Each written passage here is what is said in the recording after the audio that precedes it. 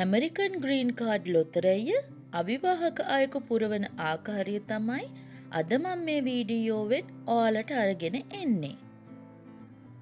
මුලින්ම මේ Google search engine එකේ www.dvlottery.state.gov කියලා ටයිප් කරගෙන සර්ච් කරන්න.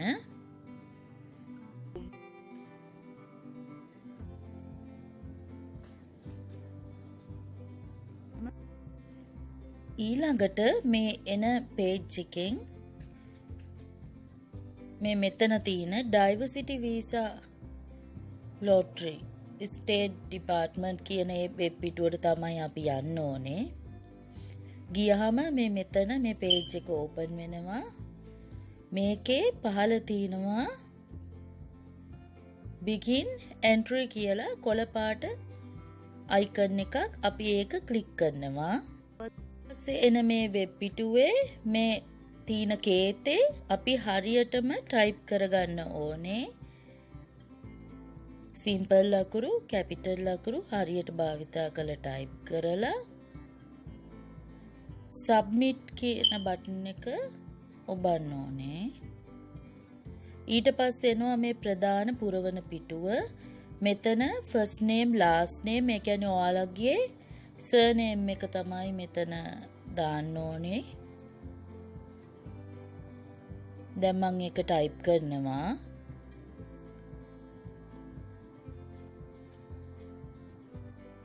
ඊළඟට first name එකට අපි අමාලි කියලා ටයිප් කරගන්නවා. මම මේ නිකන් නමක් දාන්නේ ඔයාලට මේ පෙන්නන්න ඕන නිසා. ඊට පස්සේ middle name එකක් නැත්තම් no middle name කියන එක අපි මෙතන ක්ලික් කරගන්නවා. middle name එකක් තියෙනවා නම් අපි දැන් ඒක ටයිප් කරගමු. මම මෙතනට නමක් නිකන් ටයිප් කරගන්නවා හිතලා. ඊට පස්සේ middle name එක මැද නමට අපිට දැන් පුළුවන් චතුරිකා කියන නම භාවිතා කරන්න. චතුරිකා කියලා දාලා දැන් අපි හිතමු ඔයාලට surname එක කියන්නේ පෙළපත් නමට අමතරව තව නම් 3ක් තියෙනවා. එතකොට first name එක අමාලි කියලා දාලා middle name එකට ඉතුරු නම් ටික දාගන්න පුළුවන්. මන් දානවා චතුරිකා දහම්දි කියලා දාගන්නවා.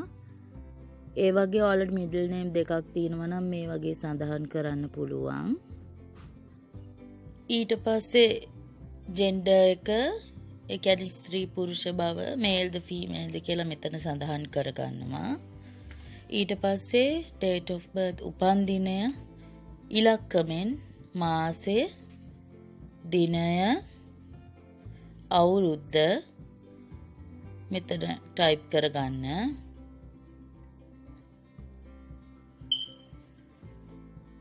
උපන් අවුරුද්ද සඳහන් කරාට පස්සේ ඊට පස්සේ 4 වෙනියට තියෙනවා උපන් නගරය.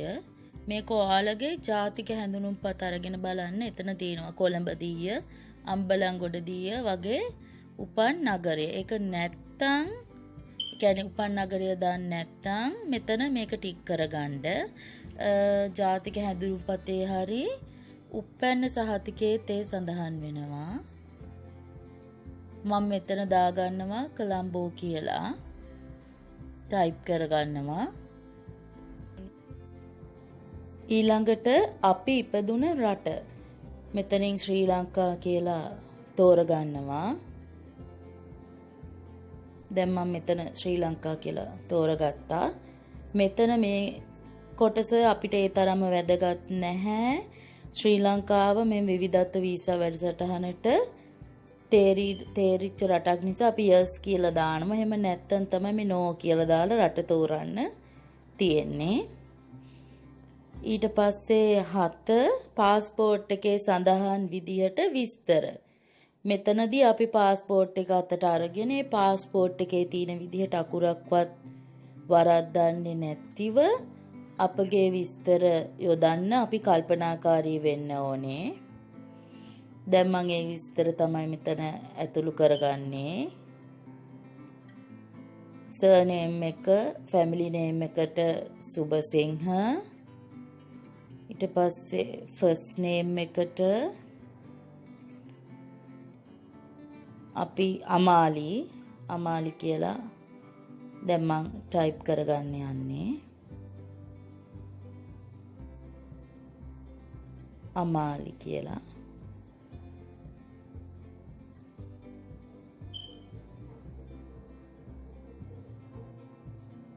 සුබසිංහ, අමාලි, චතුරිකා, දහම්දි කියලා මම දැන් ටයිප් කරගන්න යන්නේ.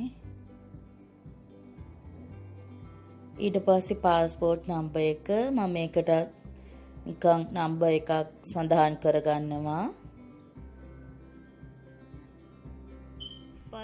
ඊට පස්සේ පාස්පෝර්ට් එක ඉක්ුත් වන දිනය මේකටත් මම ඉදිරියේ තියෙන අවුරුද්දක් දිනයක් මාසයක් දාගන්නවා. ඔයාලා ඔයාලගේ පාස්පෝර්ට් එක බලන්න.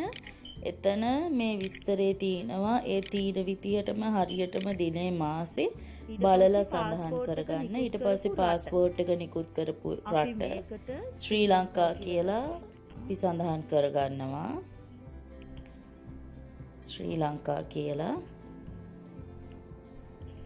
ඊට පස්සේ මෙතන සඳහන් කරගන්නවා. ඊට පස්සේ මේ මෙතන ෆොටෝ එක අපි අප්ලෝඩ් කරන්න ඕනේ. මම කලින් වීඩියෝ එකේ කිව්වා වගේම මෙතන ෆොටෝ එක මෙතන මේ තියෙන ෆොටෝ එක මම මේක අරගෙන මේ බලන්න ප්‍රොපර්ටිස් වල අපිට පුළුවන් ෆොටෝ එක નિયમિત ප්‍රමාණයන්ගෙන් සඳහන් තියෙනවද කියලා බලන්න පුළුවන්. මේ තියෙන්නේ 600 වැඩි 600 පික්සල්, කිලෝබයිට් 240ට වඩා අඩු වෙන්න ඕනේ, JPG ඉමේජ් එකක් වෙන්න ඕනේ, සුදු පාට පසුබිමේ සහිත වර්ණ ඡායාරූපයක් වෙන්න ඕනේ. ඒ තියෙන ඒ කාරණාවලට අනුගත ෆොටෝ එකක් වෙන්න ඕනේ. අපිට ඒ විදිහට ඒක චෙක් කරගන්න පුළුවන්. අපි ඒක මෙතනට දැන් අප්ලෝඩ් කරගන්න තමයි මං යන්නේ. දැන් තෝරගන්නවා ෆොටෝ එක. ෆොටෝ එක තෝරගෙන මෙතනට මං දැන් අප්ලෝඩ් කරගන්නවා. මේ තියෙන ෆොටෝ එක. ඊට පස්සේ මේලින් ඇඩ්‍රස් එක නැත්තම් ඔයාලගේ නිවසේ ලිපිනය මේ මෙතන මේ ඔප්ෂනල් කියලා තියෙන සඳහන් කරලා තියෙන තැන් දෙකේ එම ඇඩ්‍රස් දාන්න අවශ්‍යම නැහැ. ඒක පිරෙවිය යුතු නැහැ. පුරවන්න වැඩිපුර ලිපිනයන් තියෙනවා නම් ඒවා සඳහන් කරගන්න පුළුවන්. අපි දැන් සඳහන් කරගමු නම්බර 34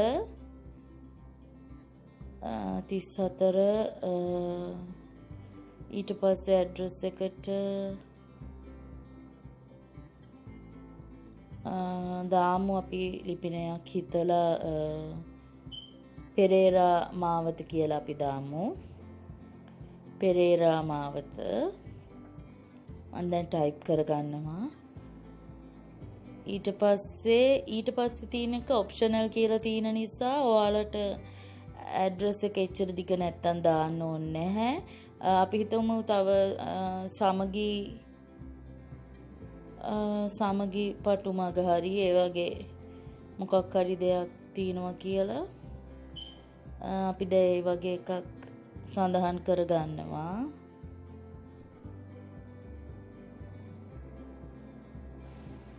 දැන් මම ටයිප් කරගන්නවා එක.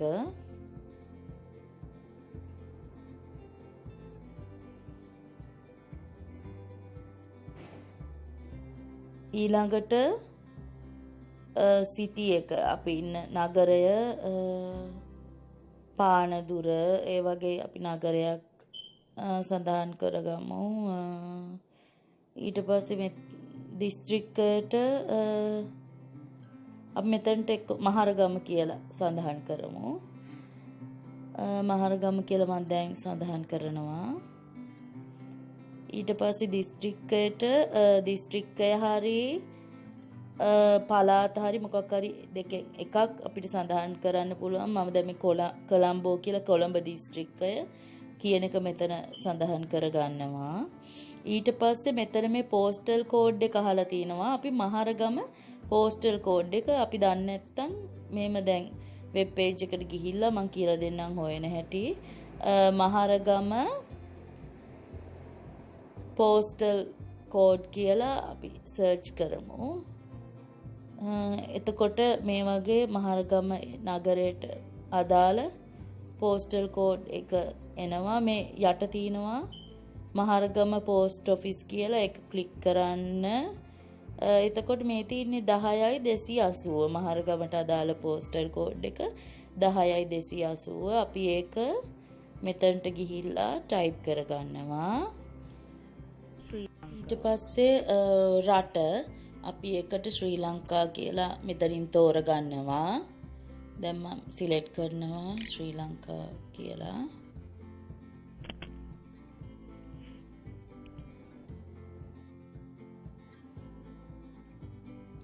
හරි.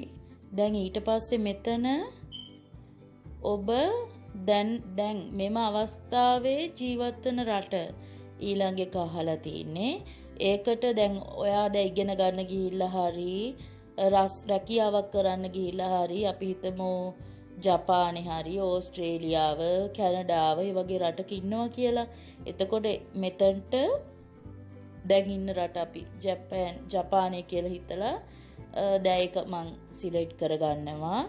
කිසිම වෙලාවක ඒ රට දාන්න නැතුව ශ්‍රී ලංකා කියලා දාන්න එපා. මොකද ඔයාලගේ પાස්පෝර්ට් එකෙන් එයාලට පුළුවන් හොයාගන්න ඔබ මේ අවස්ථාවේ මේ දිනේ හිටපු රට.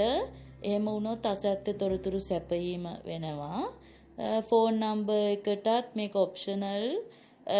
දැම්මේ නැතත් කමන්නේ. මම දැන් ඔබගේ නිවසේ පාවිච්චි කරන මේ ෆෝන් නම්බර් එකක් මෙතනට දාගන්න මම දැන් නිකන් නම්බර් එකක් ගහනවා. ඊට පස්සේ ඊමේල් ඇඩ්‍රස් එක. ඊට පස්සේ ඔබගේ ඊමේල් ඇඩ්‍රස් එක මෙතන ටයිප් කරගන්න. මමත් දැන් ඊමේල් ඇඩ්‍රස් එකක් මෙතන ටයිප් කරගන්නවා.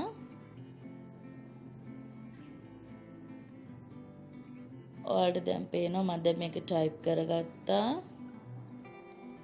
ඊට පස්සේ දෙවනියට කන්ෆර්ම් කරන්න තියෙන මෙතන ඊමේල් ඇඩ්‍රස් එක. මේ සඳහන් කරපු ඊමේල් ඇඩ්‍රස් එකම තමයි මෙතනට දාන්න තියෙන්නේ. මෙතන කොපි පේස්ට් කරන්න බෑ. අපි ටයිප්ම කරන්න ඕනේ ඒ ඊමේල් ඇඩ්‍රස් එකම නැවතත්. දැන් මම ඊමේල් ඇඩ්‍රස් එකම සඳහන් කරගන්නවා. මෙතන සිටි එකේ ටිකක් සද්ද වැඩි නිසා මේ සද්ද ඇහෙන්නේ. එළිය පාරේ සද්ද තමයි ඔය අමතර සද්ද ඇහෙන්නේ. දැන් ඊළඟට මෙතන මේ ප්‍රයිමරි ස්කූල් කියන්නේ ප්‍රාථමික අධ්‍යාපනය පමණක් ඔයාලා ලබලා තිනවා නම් ඊට පස්සේ හයි ස්කූල් නෝ ඩිග්‍රී. ඒ කියන්නේ ඔයාලා A level කරලා තිනවා. A level සමත් වෙලා නැත්තම් ඒක තමයි තෝරගන්න ඕනේ. ඊට පස්සේ හයි ස්කූල් ඩිග්‍රී කියන්නේ ඔයාලා A level සමත් වෙලා තිනවා. මේ හයි ස්කූල් එක සමත් වෙලා තිනවා වෘත්තීය පුහුණු පාසල. ඊට පස්සේ විශ්වවිද්‍යාල කෝස් කරලා තිනවා. ඊට පස්සේ විශ්වවිද්‍යාල ඩිග්‍රියක් කරලා තිනවා. ඒ වගේ විස්තර තමයි මෙතන ඩිග්‍රී සම්බන්ධ තියෙන්නේ. දැන් මේ DV ලොටරි එකට යනවා නම් ඔයාලගේ සුදුසුකම් අනුව හයි ස්කූල් ඩිග්‍රී ඒ කියන්නේ උසස් පෙළ සමත් වෙලා තිනවා නම් පහසුවෙන්ම මේක ජයග්‍රහණය කරන්න පුළුවන්. ඊට පස්සේ මෙතන මං මේ අන්මැරිඩ් කියන එක තමයි දාන්නේ. මේ අවිවාහක කෙනෙක්ගේ අයදුම්පත පුරවන්න ඔයාලට කියලා දෙන නිසා අන්මැරිඩ් කියලා දානවා. ඊට පස්සේ මේ මෙතන තව සඳහන් වෙලා තියෙනවා විවාහකයි කාලාත්‍රයට ඇමරිකානු පුරවැසි බව නැහැ කියන එක. බැඳලා නම් ඒ විවාහක නම් එහෙම සඳහන් කරන්න පුළුවන්. දෙවනියට තියෙන විවාහකයි පුරවැසි බව තියෙනවා. ඩිවෝස් වෙලා ඉන්නවා. ස්වාමියා ජීවතුන් අතර නෑ. නීතිමය වශයෙන් වෙන් වෙලා වගේ දේවල් තමයි තියෙන්නේ. මෙතන එම විස්තර ඔබගේ නීතිමය වශයෙන් වෙන් වෙලා තියද්දි විවාහක කෙනාගේ විස්තර සඳහන් කරනවා නම් මෙතන ටික් කරන්න. අපි දැන් අන්මැරිඩ් කියන එක තමයි සිලෙක්ට් කරගන්නේ. දැන් මේක මම සිලෙක්ට් කරගත්තා අන්මැරිඩ් කියලා. ඊට පස්සේ ළමුන් සංඛ්‍යාව ඒක සඳහන් කරන්න ඕනේ නෑ. ඊට පස්සේ මේක අපි සබ්මිට් කරනවා. ඊට පස්සේ මෙතන මේ ෆෝම් එකේ අපි පුරවපු ෆෝම් එකේ සම්පූර්ණ විස්තරේ මෙතන සඳහන් වෙනවා. හොඳට මේක කියවන්න එකපාරක් දෙපාරක් හොඳට බලන්න මේ තියෙන විස්තර හරියටම සඳහන් වෙලා තියෙනවද කියලා හොඳට කියවලා බලන්න. දැන් මම පහලට යනවා. ඊට පස්සේ මෙතන මේ මොනවා හරි විස්තරවල අඩුපාඩුවක් තියෙනවා නම් go back to part 1 ගිහිල්ලා එම වැරදි විස්තර නැවත නිවැරදි කරන්න පුළුවන්. ඊට පස්සේ මේ කොළ පාට බටන් එක submit කියලා තියෙන බටන් එක තියෙන්නේ. ඒක එබුවට පස්සේ හරි. දැන් මේ අපේ මේක success මේ තියෙන්නේ මේ ප්‍රධාන පිටුව. මේ පිටුව අනිවාර්යෙන් මේ කන්ෆර්මේෂන් නම්බර් එක අපිට ආපහු නැවත මැයි මාසේ DV ලොටරි එක වින් කරද්දී අවශ්‍ය වෙනවා. print ගිහිල්ලා මම ඔයාලට කියලා දෙන්නම් මේක සේව් කරගන්න හැටි. මෙතන save as pdf කියන එක සිලෙක්ට් කරලා අපිට පුළුවන් ඒක සේව් කරගන්න. මම ඩෙස්ක්ටොප් එකේ සේව් කරගන්නවා. අපි බලමු ඒක දැන් සේව් වෙනවද කියලා. හරි. බලමු. මෙතන දැන් මේ උඩ මෙතන මේ තින්නේ ඒ අපි සේව් කරගත්ත එක ඒ පේජ් එක. මේ පේජ් එක කම්පියුටර් එකේ විතරක් නෙමෙයි.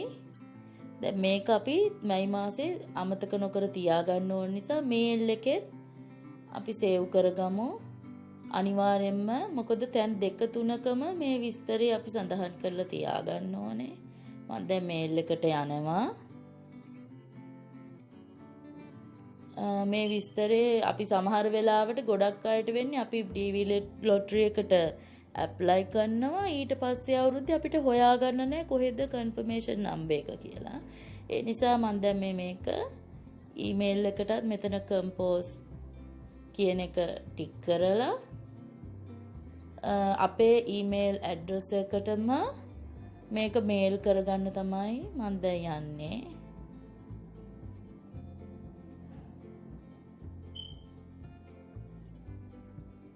මේ කම්පෝස් දැන් මේ තියෙන මේ පිටුව මේකේ නිව් මැසේජ් එකක් විදිහට මම මගේ ඊමේල් ඇඩ්‍රස් එකටම මෙතන ඉඳන් සිලෙක්ට් කරගන්නවා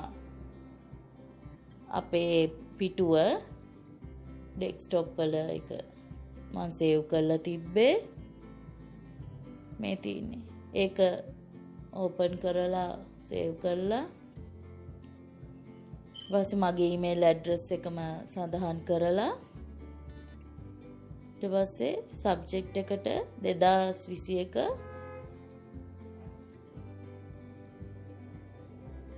DV lottery confirmation number කියලා මම දැන් සර්ච් මෙතන ටයිප් කරලා ඉවර වෙලා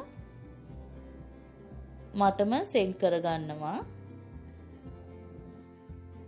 දැන් මම මෙතන DV lottery 2021 confirmation page කියලා දැන් ටයිප් කරගන්නවා. දැන් ටයිප් කරගෙන ඉවර වෙලා මම මේක සෙන්ඩ් කරගන්නවා. ඊට පස්සේ අපි යමු ප්‍රධාන පිටුවට.